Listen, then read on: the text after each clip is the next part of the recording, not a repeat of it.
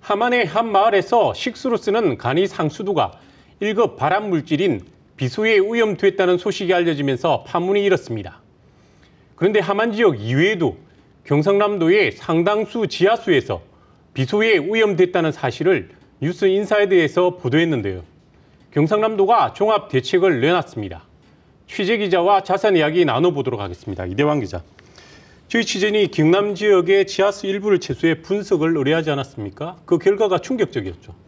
네, 그렇습니다. 낙동강교육환경청의 도움을 받아 취재진은 밀양과 창녕 13곳의 지하수를 채수해 분석해봤습니다. 그중 4곳에서 비소가 법준 기준치를 넘었는데요. 이 중에 한 곳에서는 14배가 넘는 비소가 검출되기도 했습니다. 비소는 사약의 원료가 되는 독극물이자 WHO에서 규정한 1급 발암물질이기도 합니다. 법정 기준치의 14배의 비소가 나온 밀양의 한 마을입니다. 지하수를 공수받는 마을 주민은 모두 100여 가구, 300여 명에 달하는데요. 문제의 지하수는 인근 초등학교에 최소 수개월 동안 공급된 것으로 확인됐습니다.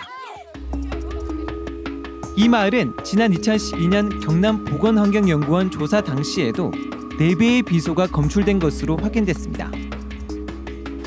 더 문제는 그동안 마을 주민들이 이 같은 사실을 전혀 모르고 있었다는 겁니다. 우리는 몰랐는데 저쪽에 나타가야 나와다놓고 그 비소가 나왔다 이렇게 합니다. 공사업자하고 시청에 믿어야지 그 비소가 나오는지 그걸 용기를 갖다 줘야 알지 주민이 알 수가 있어요. 지난 2012년 보건환경연구원 조사에서 기준치의 5배가 넘는 비소가 검출된 창녕의 한 마을. 이후 창녕군은 비소 제거 장치를 설치했지만 최근 조사에서 기준치의 3배 가까운 비소가 또 검출됐습니다.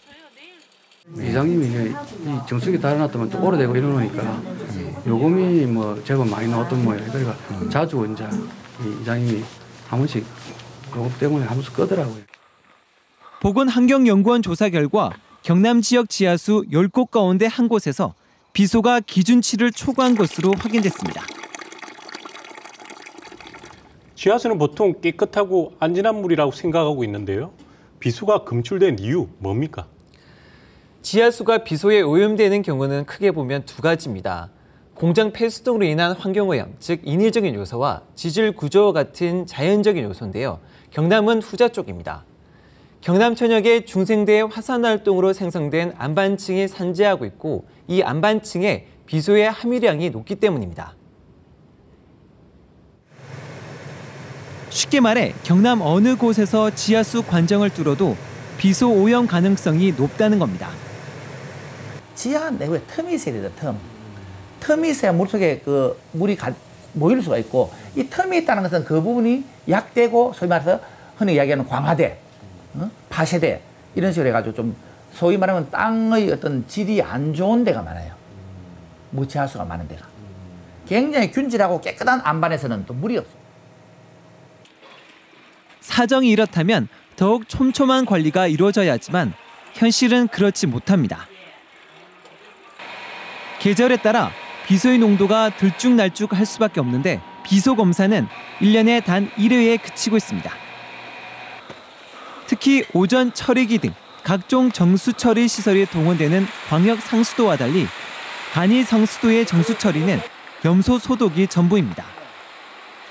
그나마 전체의 2%에 해당하는 51곳에 비소 제거기가 달려있긴 하지만 앞에 보신 것처럼 관리가 허술한 실정입니다. 우리나라 그 간이 상수도 소규모 상수 시설의 대부분은 전문가가 아닌 비전문가가 관리를 하고 있습니다.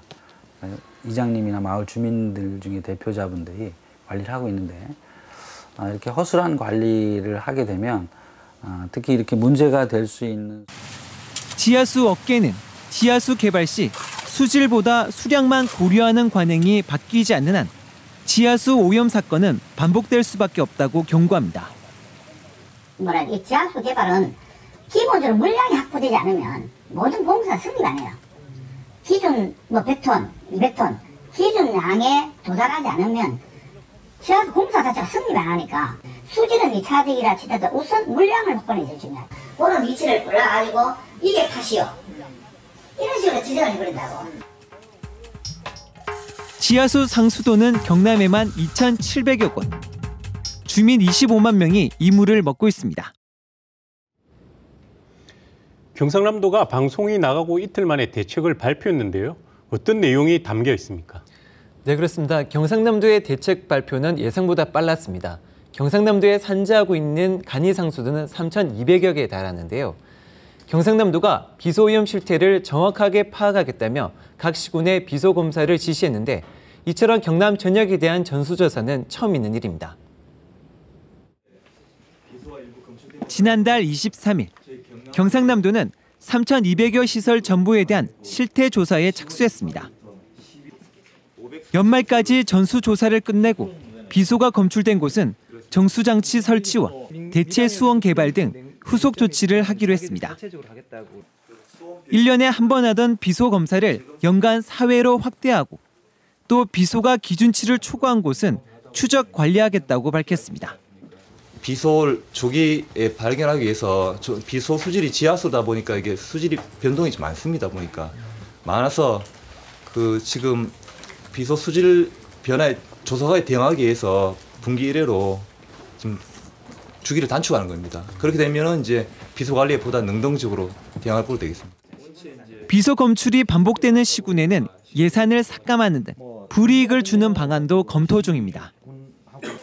하지만 오랫동안 비소에 노출된 주민들에 대한 건강검진은 빠져 있는 등 대책이 미흡하다는 지적도 있습니다.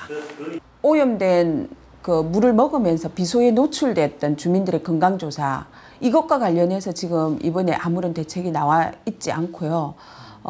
따라서 이 부분에 대해서는 좀 한계가 있는 그러한 대책이다. 아무리 강조해도 지나치지 않는 먹는 물의 안전성 문제. 경상남도가 얼마나 실효성 있게 후속 조치를 취해 나갈지 지켜볼 일입니다.